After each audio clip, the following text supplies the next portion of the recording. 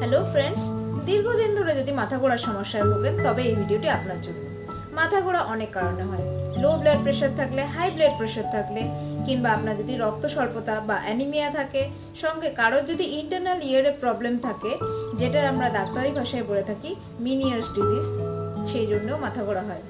অনেক ক্ষেত্রে দেখা গেছে গ্যাসের সমস্যা থেকেও মাথা ঘোরার সমস্যা আসে। যদি এরকমটা হয় অবশ্যই খুব তাড়াতাড়ি চিকিৎসা করুন, কেন এটা গোড়া থেকে কিওর করা সম্ভব।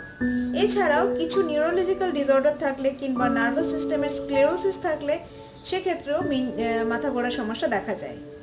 এই জিনিসগুলো যদি গোড়া থেকে কিওর করতে হয়, প্রপার হোমিওপ্যাথি কনস্টিটিউশনাল ট্রিটমেন্ট দ্বারা এটা পুরোপুরি কিওর করা সম্ভব।